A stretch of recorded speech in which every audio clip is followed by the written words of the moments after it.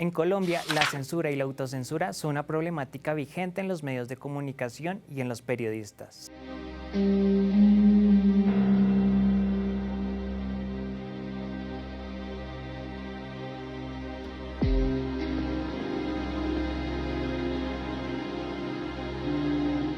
Sin embargo, a partir del 2006, estos casos empezaron a sistematizar por la Fundación para la Libertad de Prensa, más conocida como la FLIP. Recopilamos las voces de grandes periodistas que han trabajado en la televisión, radio y prensa escrita en Colombia, aquellos que durante años y en un momento específico de su vida fueron amenazados o censurados, ya sea por doctrinas políticas o directamente por los medios de comunicación a los cuales trabajan. Para abordar el tema de la censura, primero definámoslo. Por eso, le pedimos a varios de estos periodistas que definieran para ellos qué es la censura. A ver, pues para mí, censura es el acto a través del cual se bloquea una información o una opinión por parte de un poder que no quiere que se conozca. No, la censura es, bueno, es una mordaza. Lo que quiere la censura es que no se diga algo que incomode. Entonces la censura puede venir de cualquier persona o entidad que tengan poder. Desde la mamá, desde el papá, hasta los profesores, los maestros, el jefe de la empresa, el alcalde, el gobernador, hasta el presidente, hasta el rey. Entonces, eso es la censura. Una herramienta del poder, porque la gente le tiene miedo a la verdad. La censura es el silenciamiento de una idea, una noticia, un hecho, una palabra o alguna idea o noción por parte del poder. Y cuando el poder decide silenciar cualquier cosa o a una persona, pues es censura. Uno de los casos más polémicos en la televisión pública colombiana fue el caso de Los Puros Criollos, programa que se emitía por Señal Colombia, la cual era presentada por Santiago Rivas. Llegué a ser presentador de Los Puros Criollos. Mi nombre es Santiago Rivas y esto es Los Puros Criollos. Y ahí ocurre una cosa que es un fruto ahí, como un producto colateral del machismo sistémico de este país, y es que cuando uno es presentador hombre le dicen periodista y cuando uno es mujer periodista le dicen presentadora. El caso de censura en RTBC es una censura que tiene unos matices, porque es que cuando uno habla de la censura uno se imagina las películas en donde hay un estado totalitario, ¿no?, que coge a culatazos de rifle a los periodistas y les rompe los vidrios o les quema los medios, cosa que también ha pasado en este país. Hacía parte de un colectivo que estaba peleando contra la ley Mintic. Esta ley está mal. La ley Mintic fue un proyecto de ley que corrió desde el gobierno Santos, a finales del gobierno Santos, que fue archivada y heredada por el gobierno Duque, a la que nosotros le hicimos oposición cuando yo vi en Twitter un tweet de RTBC promoviendo la ley Mintic, que afectaba directamente a la televisión pública además. Y yo les hice un tweet muy mordaz y muy furioso diciendo: ustedes no tienen por qué abrazar iniciativas del gobierno. Y también conseguimos un espacio en la puya. Terrible, angustiosa perspectiva, Paulino. Y lo que hizo la gerencia de Juan Pablo Vieri fue, apenas salió el video de la puya, mandar a quitar de la parrilla las repeticiones de Los Puros Criollos. Lo que yo quiero es salir del tema de Puros Criollos. Si ya cumplió la primera temporada, no se repite un capítulo más, ¿no? Entonces, claro, es un matiz de censura muy leve, porque simplemente están quitando una repetición. ¿Cómo supimos nosotros que era censura? Porque lo quitaron abruptamente. Yo no sabía exactamente cómo se había llevado a cabo, no tenía ni idea que existía un audio tan diciente. 7:30 de la noche. lo cambiamos de horario. Matamos la producción. Lo ponemos 3 de la mañana. No tengo ni idea. Pero no puede ser. Pero sí tenía claro que algo había habido raro ahí. No, pues es una absoluta ridiculez. Es decir, pues es una movida arbitraria y autoritaria por parte de una fiscalía que no sabe para qué sirve la fiscalía. Pues estaban diciendo que ella utilizó información confidencial para provecho propio. Y ahí hay dos, o sea, en esa sola frase ya hay dos errores. La primera es que eso no es información confidencial. Todo lo que se hable en oficinas públicas por parte de funcionarios públicos que concierna a asuntos públicos es público. Y lo otro es que esa información no fue utilizada en provecho propio. ¿Qué ganó Diana Díaz? El segundo caso no solo ha vivido una censura a lo largo de su vida, sino una especie de silenciamiento sistemático de acuerdo a sus ideales y opiniones. Se trata de Gustavo Álvarez Gardiazabal, un escritor cuya novela más conocida es Cóndores no entierran todos los días. Es un político colombiano que dedicó gran parte de su vida a trabajar en los medios de comunicación y en la cual se resalta su participación en el programa de radio La Luciérnaga. He sido censurado a lo largo de mis ya casi 60 años de ejercer el oficio. Yo me la he pasado censurado. A mí me han echado de toda parte. Usted está hablando con el único muerto que ya echaron de un cementerio sin que se haya muerto. A mí me echaron del cementerio libre de Circasia porque consideraron que no podían cumplir los requisitos que yo 30 años atrás había firmado. Pero también me echaron con todo derecho de la Universidad Pontificia Bolivariana cuando publiqué un texto que yo creí que era una novela. Yo no sabía escribir, tenía capacidades, pero no sabía escribir, llamado Piedra Pintada, en donde me atreví a cuestionar duramente a Monseñor Félix Henao Botero, rector magnífico de la Universidad Pontificia Bolivariana, y con todo derecho, como les digo. Al día siguiente de haberla repartido en la puerta de la universidad, al otro día me echaron con todo derecho. Yo empecé a escribir en el periódico Occidente, periódico conservador, laureanista de Cali. Y cuando toqué el tema conservador desde un ángulo que no era el mismo que compartía el dueño del periódico, que era el senador Álvaro H. Caicedo, pues mi columna no fue publicada. Pasaron 2 o 3 situaciones similares y me aburrí. Y en una de ellas, creo que se me fue la mano, no recuerdo cómo sería. Lo cierto es que me dijeron, se va. En este país, la picardía y la corrupción van primero. El doctor Fernando Gómez Martínez, dueño del periódico El Colombiano de Medellín, que me había leído en los periódicos conservadores de provincia, me invitó a que escribiera 2 veces a la semana en El Colombiano. Lo hice durante 32 años. Tenían una diferencia, era que cuando no podían publicar una nota porque iba contra sus principios morales, me mandaban una notica explicándome.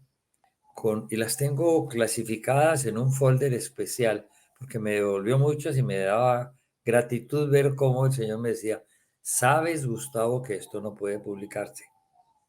El tema nos preocupa. Y le ponía un gancho. Entonces, en esas condiciones, pues yo me fui acostumbrando a la censura y uno se va convirtiendo en autocensurado para evitar ese contratiempo. En el colombiano tenía amplitud.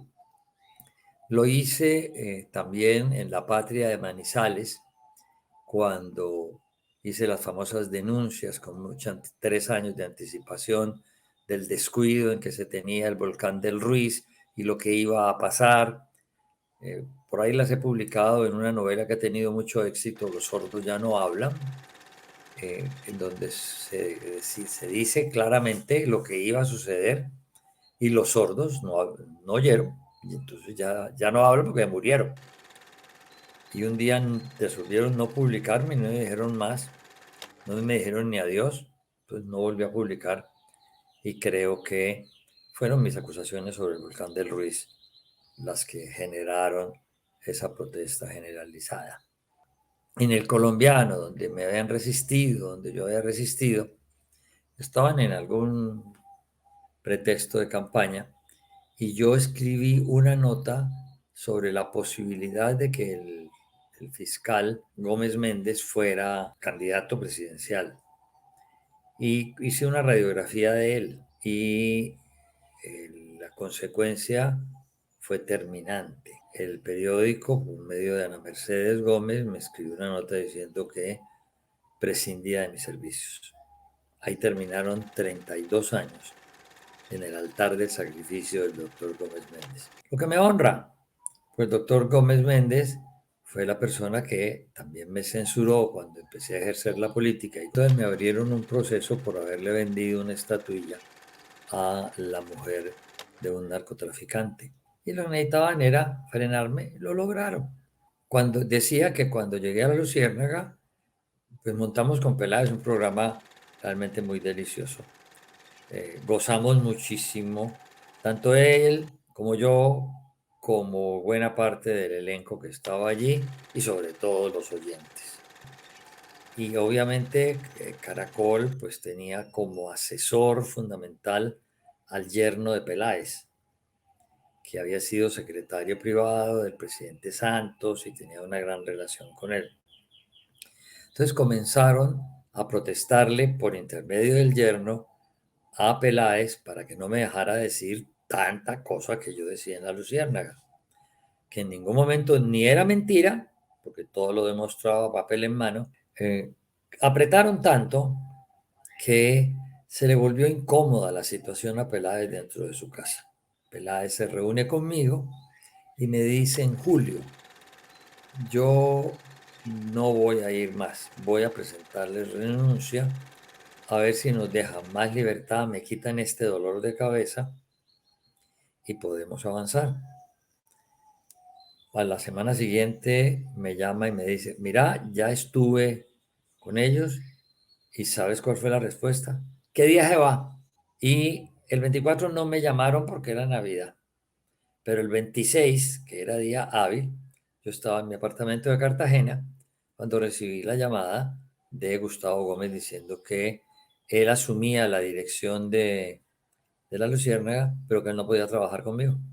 Le dije: ah, bueno, muchas gracias, muy amable. Fui asaltado por 6 hombres,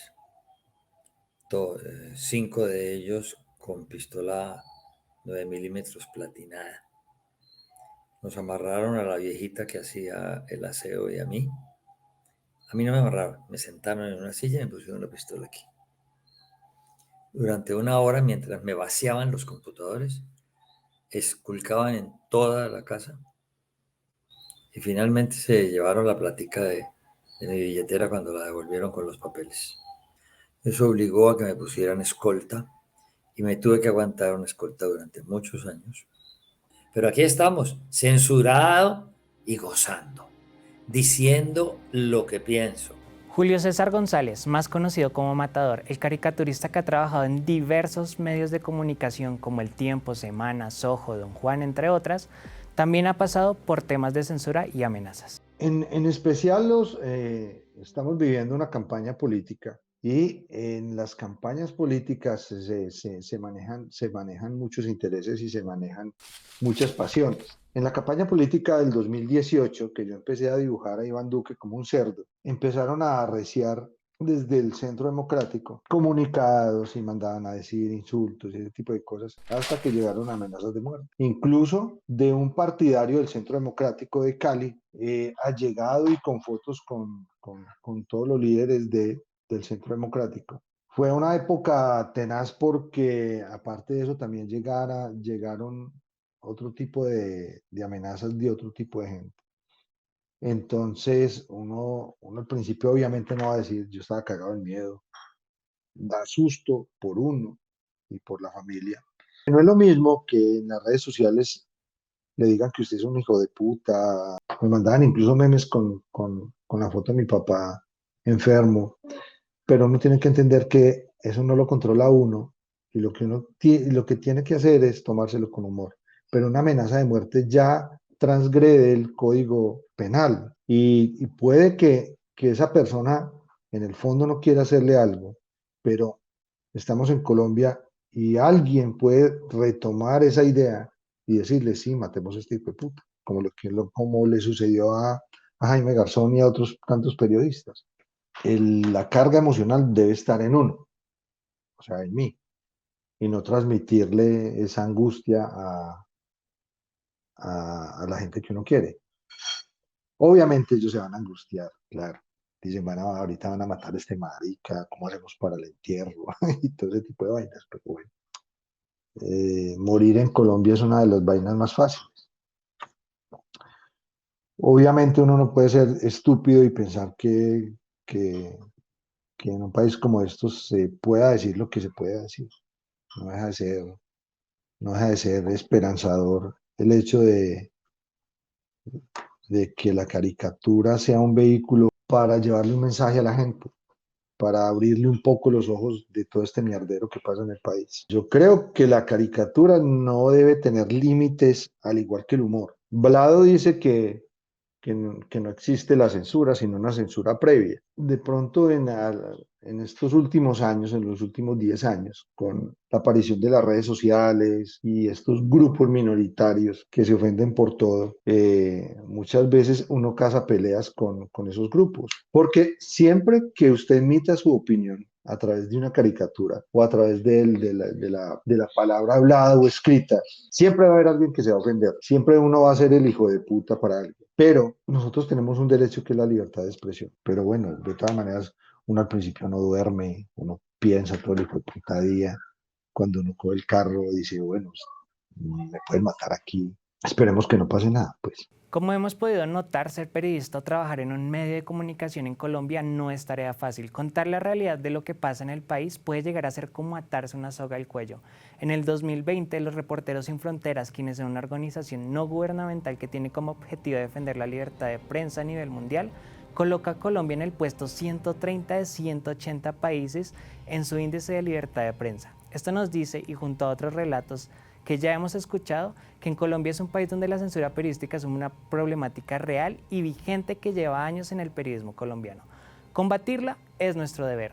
Por suerte en Colombia ya existen varias formas de denunciar y proteger a los periodistas, como por ejemplo la FLIP, la Fundación para la Libertad de Prensa, quienes son los que acompañan, protegen y sistematizan los casos de censura en Colombia.